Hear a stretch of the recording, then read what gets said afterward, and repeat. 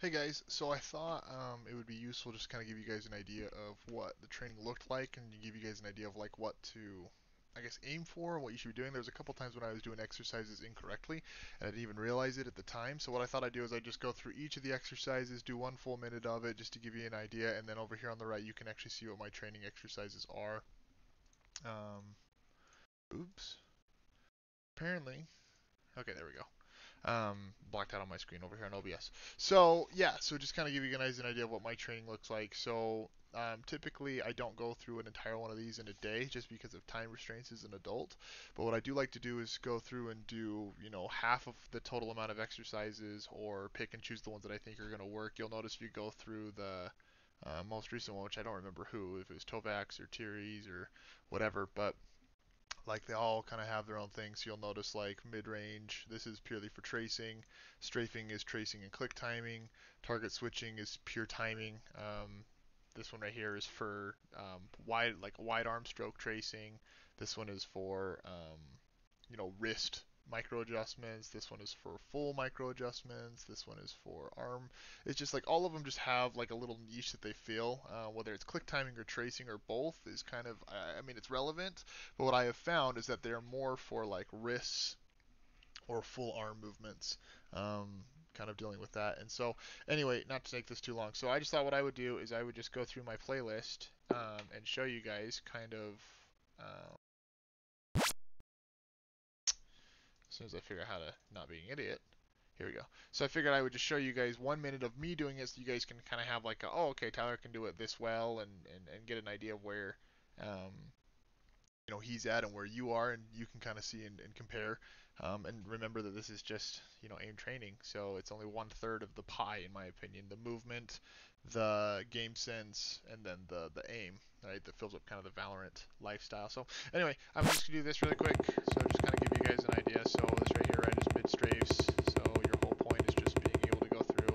My recommendations for this one, he has it in his notes, but for stuff that's close like this, and by close I mean like it doesn't have to be necessarily right next to you. This I still would consider close. I'm watching the actual icon. I'm not actually looking at my crosshair. I'm watching the guy move across, and it's embarrassing how bad I am at this, right? There's so much room for improvement, but still, this is the one that I feel like the minute is this and Air Invincible. So basically tracing, which is what I'm bad at. These are the ones that I feel are like torture. I'm constantly feeling that this is longer than a minute. It feels like you're doing planks, where a minute feels longer than normal. The other ones I feel like are a lot more fun because they're more click timing, they're more CS:GO based. Where this, which I am, need to have in Valorant, CS:GO, etc., I find that I'm horrendous at. So right there, not my best one by any stretch of the imagination. I'm focused obviously on the video. So my high score is 16,936 with an accuracy 72%. That one was 65. But just the tracing back and forth is so important, especially with like tracking headshots when people peek around the corner and whatnot. It's definitely one of my weaknesses, and something that I can work a lot at. This one right here is a little bit of mixture of click timing and as well as tracing. You'll see the boxes are moving, and so you just want to be clicking between each of them. Try not to miss, obviously. I find with this one, I try to get them all in groups when I do it, just so that it's a little bit more consistent. So I get micro adjustments, and then you get the full R movement. I don't have a camera to show my mouse right now, so you can see that I'm kind of like some of these I'm making micro adjustments with just my wrist, and then some of them I'm doing like full arm movements. There's a little bit of both, which is nice. The click timing and the tracing, which is really important. This one accuracy does matter quite a bit. I try not to click too much, right? Like right there, I missed one, don't like it.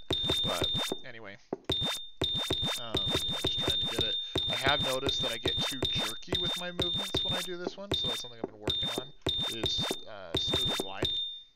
So again, not my best effort. You can tell when you're focused, like I can tell when I'm like got YouTube and stuff on the side, or when I'm like focused on my aiming. Things get better. Like I try to be above 90% on this one every time with accuracy, even though my highest score is an 88.4. So you can just see right here, same accuracy, but I hit way less targets. I think that my highest is 151. So just like little things like that, but just improvement overall. Target switching, this is really good.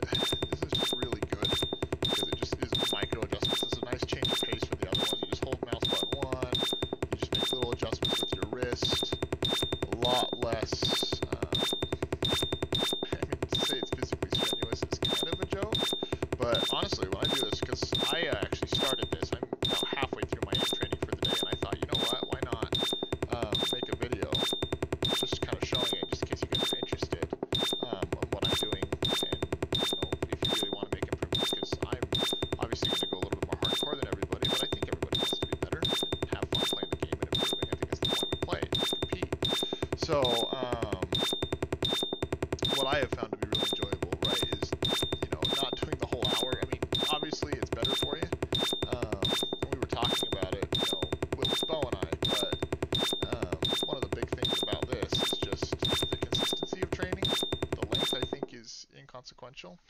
So this one I try to average one missed shot for every, or less than one missed shot for every kill that I get.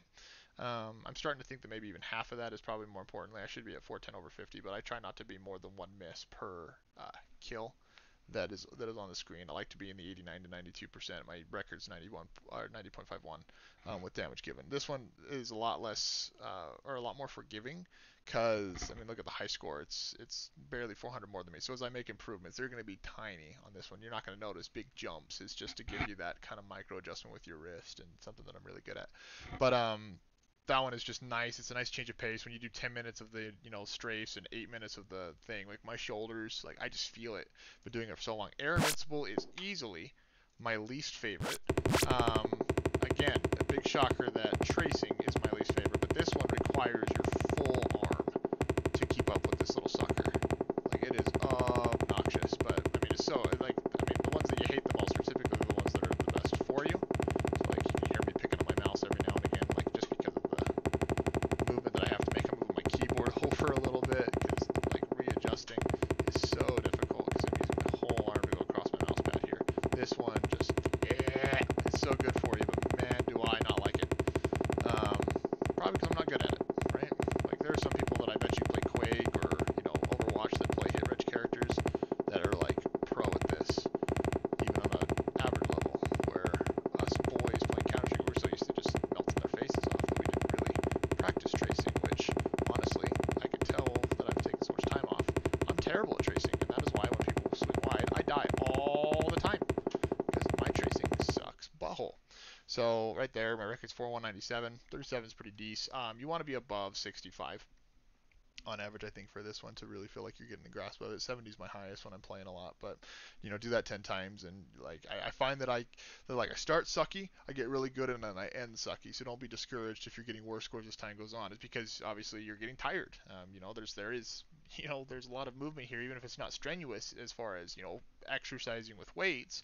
I have found that I get really tired playing these, especially if I do the full run through, which takes me about an hour and 15 minutes to do the whole thing.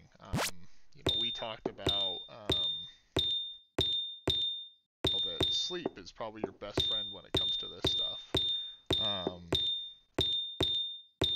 When you're doing these, it's not really the day of that you're going to notice any of the goodies.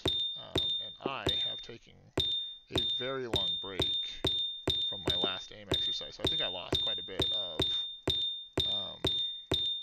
the progress that could have been made because I took so much time coming back to it. So I definitely haven't gotten worse per se, but I haven't gotten better, which is, not the goal.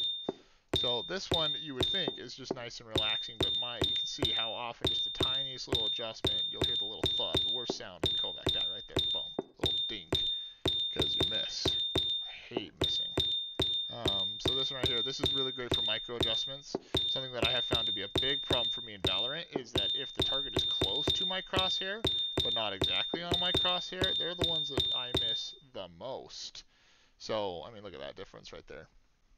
Accuracy plays a big part of it. Look at 82%. I had better accuracy. I was just slower. So, I thought I removed this one. See, I don't think I do this one anymore. Yeah, I don't do this one anymore. It's not useful. It's useful for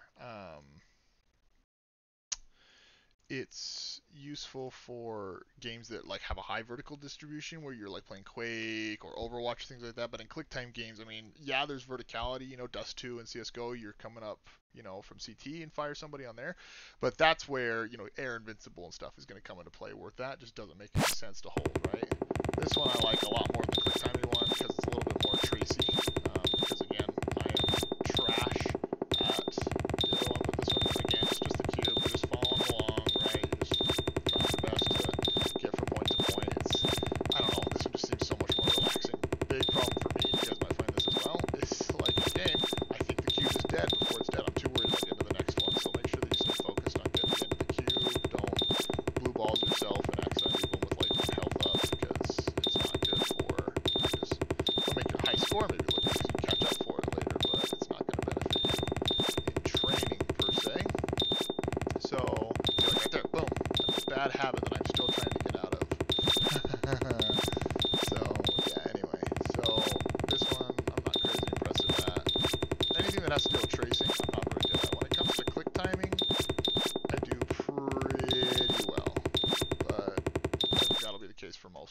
right? So 85 is my high score. Accuracy doesn't mean anything on this one. It's kills is purely the score and the basis. So you'll see right here, like, look at the difference. 85 to 116, is the best. But I try to look at like the average median here. So 103, 104 is where we want to get. You can see the median break here when it counts the score between 5,000 and like the top 100. So I mean, am I going to be in the top 100 ever? Probably not. But I mean, it's a good way for me to base myself in like what I'm aiming to do, because those guys can do it, right? This one right here, the golf club one. You just go from white to white. It's a good little target switch. This one I find to be the best medium for us trying to train where our crosshair is going to go, right? Because when you're moving and switching between heads and spray transfers, this is really useful. And you can tell the sound, right? The little golf ball clicks, or you hear the clicker sound of the red, so you know when you're even hitting the wrong spot. So hitting something not anything sucks, but hitting red feels even worse, and how you switch between targets. So, yeah. So I just try to chill as much as I can. I usually throw on some music. I try to do things that are less attention grabbing, like you can tell by just me even talking and thinking about what I'm doing rather than just letting muscle memory do its thing. I'm not performing as well as I would in a solo environment. Not by a huge difference, mind you, but it's a little bit that helps. So that's kind of interesting. So I have done this exercise 3 different times, and normally I don't excel that well, and we just hit a high score. So the irony of that is that I was just talking about that you won't do as well when you're talking, and there I go. So I don't know why that camera does that on the very first. It won't ever do it past the first time, but that is the first time it does it. I like this one. This was probably my favorite click timing one. It's quick enough, but they're not super tiny, and you're not nearly as punished, right? So I just enjoy doing it. It's fun. I like click timing stuff. You get to see in real time, how well you're doing. Every time you get a flash, you get a little dopamine hit, which is cool, but whatever. But I think, I have fun. You get to watch like people who are way faster than I am on YouTube, that are just so much more consistent. I'm not really good at my flick, so you'll notice that like I flick and then I stop, I flick and then I stop, and then you're supposed to do is really get smooth motions, right? That's what I need to aim to work on, is just nice smooth motions, because that's when you're gonna get into the spacing and get that kind of locked into your head. So clearly not my best work by any stretch, but then these ones I have added for me because I know that I'm so bad at tracing. Doing the close strafes, right, is just that much more difficult. This thing moves so fast. You're moving across. This is very similar to the Air Invincible, except it just makes it dynamic on a horizontal scale. I don't think there's any particular reason for this, but you'll notice there's kind of like a little white line, like a little, almost like the reflection on the dummy, and that's where I try to keep my crosshair, because that is where I kind of anticipate, someone's head being their hitbox. So rather than aim down here, I like to just kind of train my brain to move. So what I'm trying to do is, while I follow it, I try not to do too much up and down. I'm trying to just keep it nice and left and right, because once you get somebody's headshot, right, if you're going to spray transfer or follow them on a wide peak, etc., it's going to be a lot more fruitful to do so at head level, honestly. So I don't know if you guys will do that too. It doesn't really matter, I don't think, but it's just kind of something I've observed from when I do practice.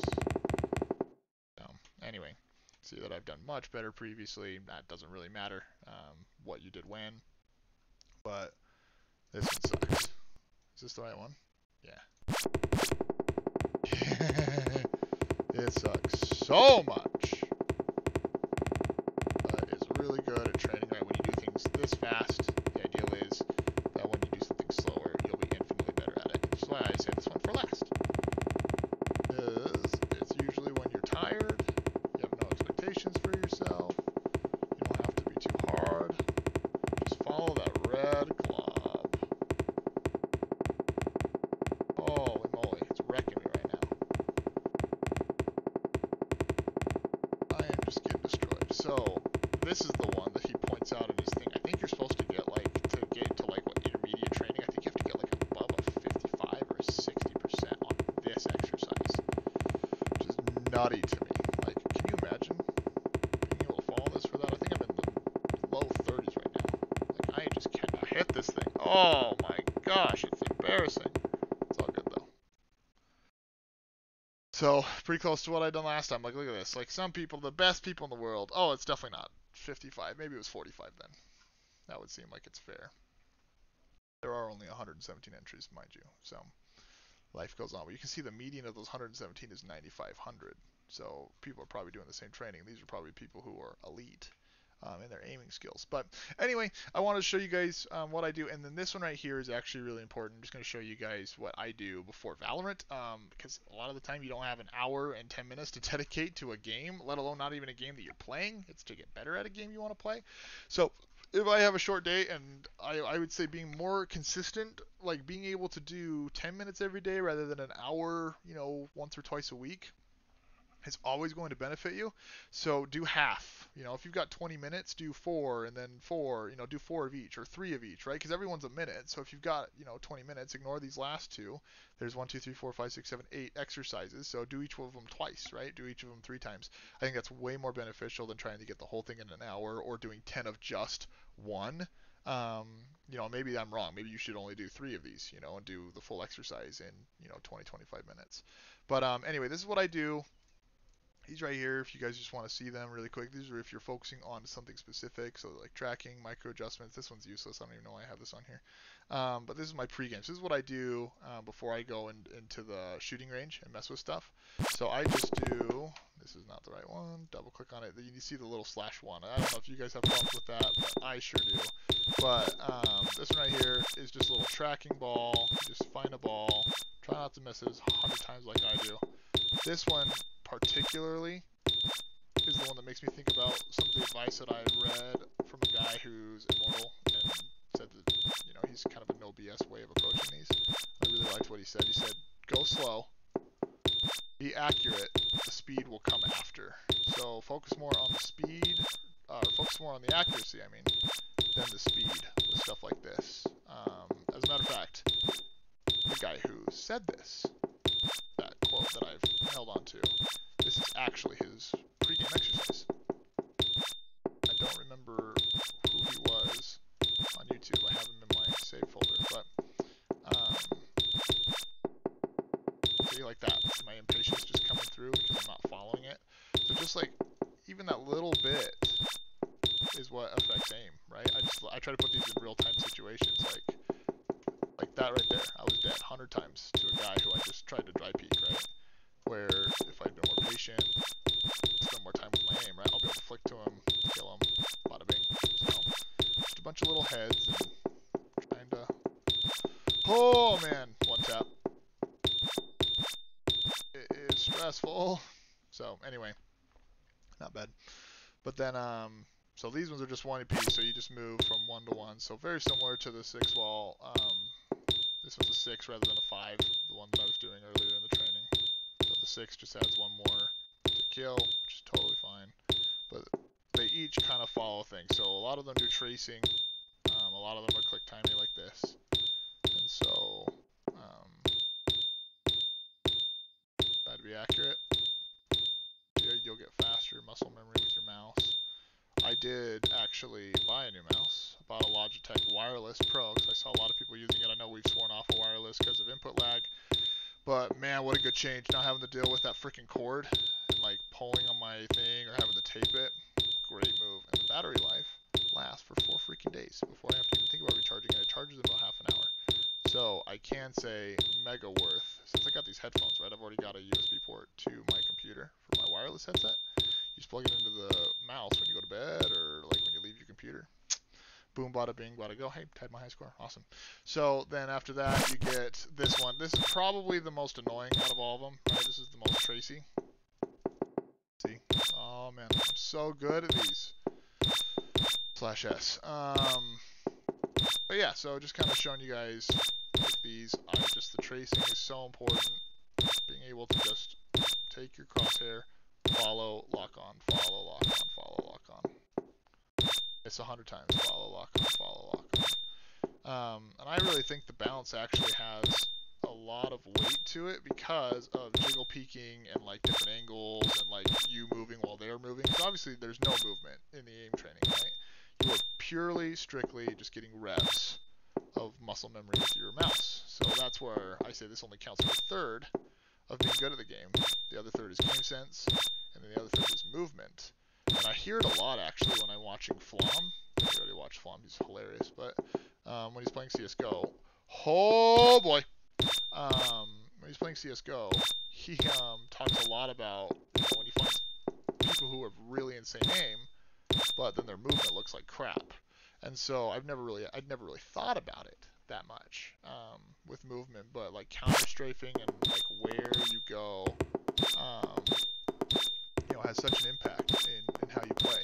So like obviously this is just 1/3 of the puzzle, because yeah, you got to be able to get onto their head, but being able to stop your movement right when you need to, being able to jiggle peek right and dodge their shots while you're hitting theirs, like something we don't really think about. Like we're just like kill them first, but I mean there's so many things that you can do to get them off their game, or off of where they're holding an angle, right? You wide peek, you crouch, you know, because we get in such bad habits of crouching that I no longer crouch ever, trying to get that out of my system, and now I've got to work that back into my game, right? Playing against oppers, you know, just trying to do anything you can to get them to miss their first shot, second shot, 15th shot, doesn't matter. And then so this one right here, right, is the, I don't even remember what it's called. It's like target switching 90 or something like that. I don't know, we'll look at it after. But this is awesome because it's the white, but you have to move from left to right rather than just in a box formation. patTargetSwitch, yeah. It's cool, awesome. So obviously, you know, and I hit a record on the other target switch. So obviously I'm getting better at flicking to someone's head, you know, per se, in those exercises. But this is my pregame. This is where I literally just spend 4 minutes. I come in here, I do all 4, and then I go into the aim trainer in Valorant and just do some of the exercise. Like I'll do some jiggle peeking from the thing just to get used to the movement in the game, because that's really important. Like moving and killing things and getting that counter strafe and like getting comfortable with counter strafing, which I spent about 5 minutes in the shooting range. So in 10 minutes, right? 10 minutes spent, I feel infinitely better walking into my first game of Valorant. And so, anyway, I just wanted to make this video because I know that Kovaak is kind of intimidating to start with, and maybe you guys are going to pick it up super easy, and I'm the moron, which is totally possible. But anyway, just wanted to show you guys what it looked like, give you guys an idea of how that goes, see me while I'm doing it, just nice and relaxed and kind of chill, and go from there. So anyway, I hope that's really helpful, guys. I hope that one of you benefits from it. Appreciate you. Peace.